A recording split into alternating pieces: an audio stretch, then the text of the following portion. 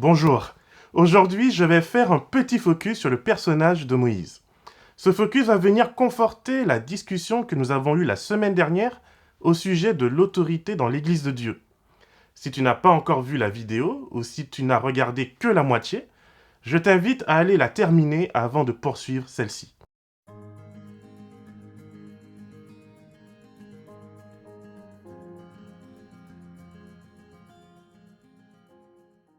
Comme Abraham, Isaac et Jacob, Moïse est un humain avec ses forces mais aussi avec ses faiblesses. Son passé est d'ailleurs plutôt sombre, puisqu'il est un meurtrier et un exilé. Plutôt que d'avoir cherché à épouser une femme de son peuple, il s'est contenté de consommer local. Pourtant, Dieu va le choisir et l'envoyer vers le Pharaon avec un message inhabituel, voire déroutant. Plus troublant encore, Moïse ne connaît pas vraiment l'identité du Dieu qu'il envoie. Il sait qu'il s'agit du Dieu d'Abraham, d'Isaac et de Jacob. Il sait qu'il s'agit de Yahweh, le Je suis. Mais mis à part que ce Dieu a des tendances pyromanes, Moïse ne sait pas grand-chose. Et rien dans l'histoire de ses ancêtres proches ne l'a préparé à vivre ce qu'il va vivre en Égypte. Il y a dans cette mission de Dieu quelque chose de suicidaire. Aller voir Pharaon, qui se prend pour un fils des dieux et leur représentant sur la terre d'Égypte, aller voir cet homme qui se prend pour un demi-dieu et lui dire qu'un dieu étranger, inconnu, celui des Hébreux qui sont en bas de l'échelle sociale, demande et commande qu'ils respectent leur liberté, c'est bien la chose la plus étrange que Pharaon ait pu entendre, et c'est bien plus dérangeant que tu ne le crois. Vois-tu, à l'époque, il existe deux types de divinités. Les grandes, puissantes et redoutables, comme Ra, Amon, Isis ou Anubis, sont les dieux nationaux. Ils représentent les divinités principales d'un pays, tout comme Zeus pour la Grèce et Enlil ou Baal en Canaan. Ces dieux ne sont pas à prendre à la légère. Ils peuvent détruire le monde si on les embête. C'est la raison pour laquelle seuls les grands et puissants de la terre prennent le risque d'avoir affaire à eux. Et ce n'est pas n'importe comment d'ailleurs. Ces dieux nécessitent des rituels très particuliers, très précis, qui incluent beaucoup de sacrifices précieux et coûteux. C'est pas pour rien que seul Pharaon et sa cour, ce qui inclut les gouverneurs, ont la responsabilité d'apaiser et de respecter ces dieux pour qu'ils se montrent bienveillants envers l'Égypte. D'ailleurs, les dieux ont chacun leur territoire bien à eux. Et plus un dieu national règne sur un grand territoire, plus il est considéré comme étant puissant. Moïse vient donc devant Pharaon, le chef de l'une des superpuissances de l'époque, et lui parle d'un Dieu qui se présente comme le Dieu non pas d'une grande nation, mais de la famille d'Abraham, d'Isaac et de Jacob. Pas très impressionnant. Ce Dieu n'a pas de territoire qui porte son nom ou qui lui rend un culte officiel. En se présentant comme le Dieu d'Abraham, Yahvé se présente sous la forme des dieux de deuxième zone, de deuxième catégorie. Il se présente comme le Dieu des simples, des pauvres. Les pauvres n'ont évidemment pas les moyens d'offrir des cultes aux dieux nationaux. Ce serait même considéré comme une offense que de venir avec une offrande trop pauvre, trop petite. Du coup, les personnes pauvres, ou plus humbles en tout cas, adoraient des dieux dits familiaux, des petits dieux.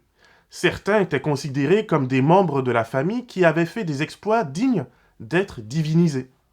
Pour d'autres, il s'agissait de petits dieux ou d'esprits qui établissaient leur demeure auprès d'un cours d'eau, d'une montagne ou d'une grotte. Ces dieux sont à peine assez puissants pour bénir une petite amulette. En tout cas, les dieux n'étaient pas assez puissants pour régner sur un pays entier. Ils étaient seulement en charge d'un petit bout de territoire, et si vous étiez pauvre, vous vous rendiez aux hôtels les plus proches et les plus accessibles, comme une tombe familiale par exemple. Il était tout à fait dans votre intérêt d'adorer ces petits dieux qui représentaient votre seul espoir d'obtenir une petite protection pour votre famille, un peu comme une mutuelle au rabais. Il n'était donc pas rare de voir que chaque famille avait son petit dieu personnel, en fonction de là où ils habitent. Ceux qui devenaient un peu plus riches pouvaient continuer à rendre un culte aux dieux de leur famille, de leurs ancêtres, tout en commençant à participer au service de culte des dieux de la nation. Yahvé envoie donc son messager, Moïse, et se présente devant Pharaon, mais aussi devant les Israélites, comme étant le Dieu de famille des Hébreux, un petit Dieu. Un Dieu simple, humble, qui n'a ni empire ni territoire qui porte son nom. C'est donc sous la forme d'un Dieu de seconde zone, de Ligue 2, que Yahvé demande à Pharaon, représentant des dieux de Ligue 1, de laisser partir son peuple. Tu comprends qu'humainement parlant, Moïse n'avait aucune chance. Imagine la confiance et les moqueries des Égyptiens lorsque sur les 3 premières plaies, les magiciens d'Égypte font pareil. Bien sûr, quelle ne fut pas leur stupeur lorsque, petit à petit, ce Dieu qu'ils ont méprisé, ce Dieu qui envoie son ambassadeur sans armée, sans coffre rempli d'or et de pierres précieuses, commence à démontrer toute sa puissance et tout son pouvoir. Ce Dieu manifestera une puissance qui surpasse l'imagination humaine. Et pourtant, Moïse ne deviendra pas un grand pharaon. Il ne laissera derrière lui ni pyramide, ni statue. Là encore, Dieu se distingue. Il n'est pas un Dieu qui se laisse impressionner par de grands bâtiments, mais uniquement par la loyauté et l'amour que nous lui portons. Moïse est et sera l'ambassadeur de Dieu qui ne revendique pas seulement l'Égypte, la Palestine ou la Grèce, mais la terre entière. Le territoire que demande ce Dieu se trouve plus précisément dans chacun de nos cœurs. Mais que Dieu agisse différemment que nos attentes humaines ne signifie pas qu'il n'existe pas de règles dans le royaume de Dieu. Dans le livre des Nombres au chapitre 12 et au verset 7, Dieu réaffirme l'autorité spéciale de Moïse devant Israël et surtout devant son propre frère et sœur Myriam et Aaron. Pourtant, cette autorité n'est pas celle des hommes qui oppressent et cherchent à garder l'exclusivité de la bénédiction divine. Au chapitre juste avant, chapitre 11, lorsque Josué, fidèle compagnon de Moïse, s'offusque de voir 2 hommes, Eldad et Médad, prophétiser au milieu du camp, il réagit comme nous, humains, réagissons trop souvent. Il demande à Moïse de les en empêcher, un peu comme les disciples de Jésus lorsqu'ils apprennent que des personnes qui ne font pas partie de leur groupe guérissent des gens au nom de Jésus. La réponse de Moïse sera formidable. Au verset 29, nous lisons « Moïse lui répondit, « Tu es jaloux pour moi ? Ah, si tout le peuple du Seigneur était composé de prophètes, si le Seigneur mettait son souffle sur eux. » Malheureusement, Aaron et Myriam prendront le remariage de Moïse avec une Éthiopienne comme excuse dans le chapitre suivant pour contester sa légitimité au prétexte que eux aussi sont remplis de l'esprit. Puisque Moïse ne s'est pas comporté en pharaon dans le chapitre précédent, puisqu'il n'a pas fait couper la tête de personnes pouvant lui faire de l'ombre, et ben du coup c'est open bar. Il y a là, mes amis, je crois, un juste milieu à comprendre et apprendre pour nous dans l'Église d'aujourd'hui. Nous sommes tous censés être remplis de l'Esprit Saint, certes, et personne, du président de la conférence générale au pasteur de l'église locale, ne peut utiliser son autorité pour brimer et empêcher celles et ceux choisis par Dieu d'agir et de suivre leurs dons en les mettant au service de l'église. Mais ce n'est pas parce que Dieu te choisit et te donne des dons que cela te permet d'aller attaquer et critiquer l'église et ses représentants, aussi imparfaits soient-ils. Malheureusement, nous alternons trop souvent entre une soumission et une passivité d'une part, et des attaques gratuites et une agressivité sans limite d'autre part, au lieu de collaborer tous ensemble, selon les dons, mais aussi dans le respect des responsabilités que Dieu nous donne pour assurer la croissance et l'avancement du peuple de Dieu. D'ailleurs, bien que Dieu prenne la défense de Moïse lorsqu'il choisit pour la 2e fois d'épouser une femme qui n'est pas d'Israël, Dieu ne sera pas aussi tendre avec Moïse lorsqu'il se laisse consumer par la colère en frappant le rocher au lieu de lui parler. Il est aussi important de comprendre que lorsque Dieu nous donne des dons, mais surtout lorsque Dieu nous donne des responsabilités, nous acceptons d'être jugés plus sévèrement, et nous le serons. Moïse, ce pauvre homme, après avoir supporté ce peuple rebelle pendant plus de 40 ans, se voit refuser d'entrer dans la terre promise, ce pourquoi il s'est battu toute sa vie. Dans le Deutéronome chapitre 3 et au verset 26, alors que Moïse supplie Dieu de le laisser voir la terre promise, Dieu lui répond « Cela suffit.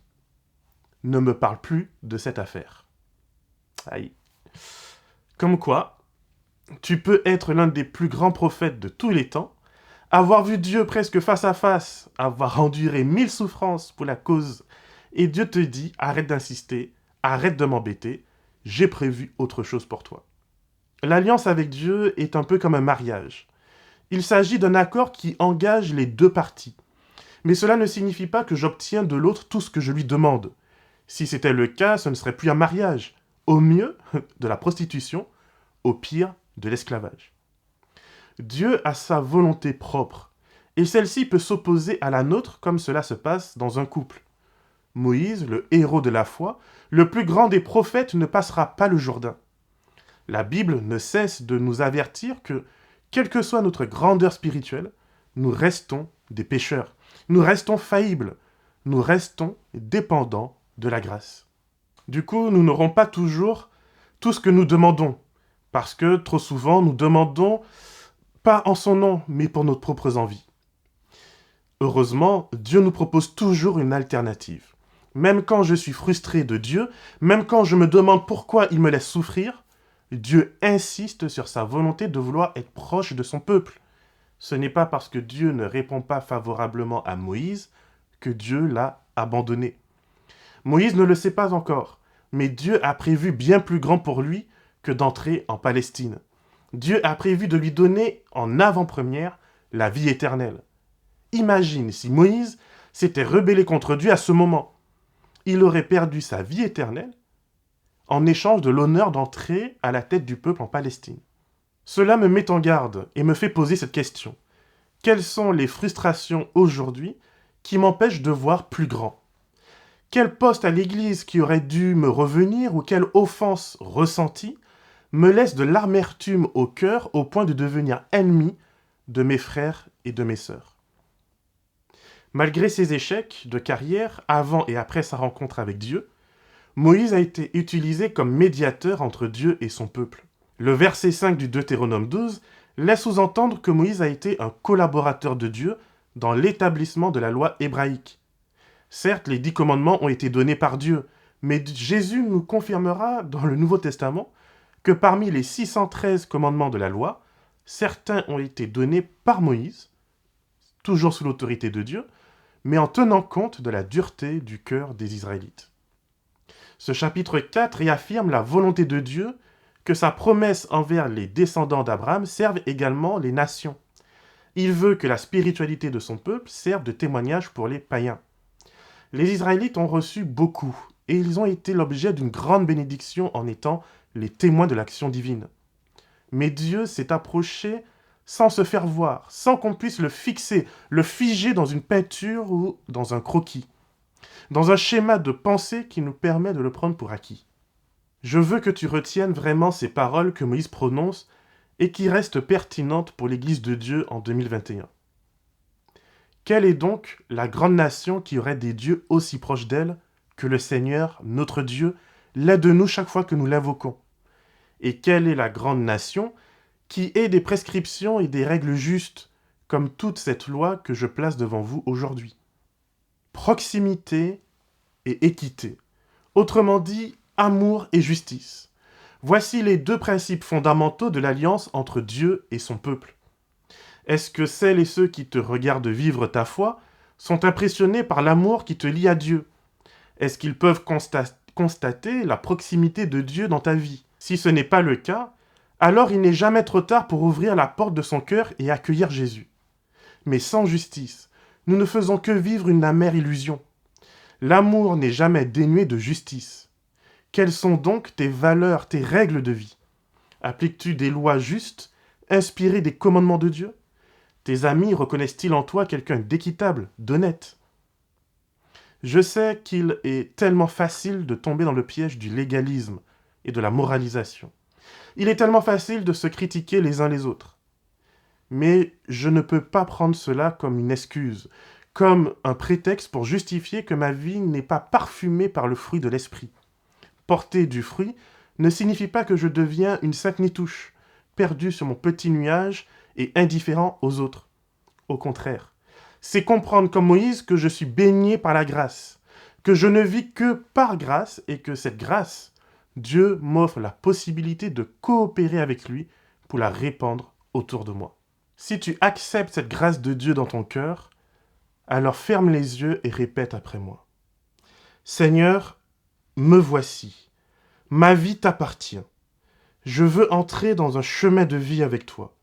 Je veux rester attaché à toi. Que le Seigneur te garde et te bénisse, et qu'il fasse de toi une source de bénédiction pour l'éternité.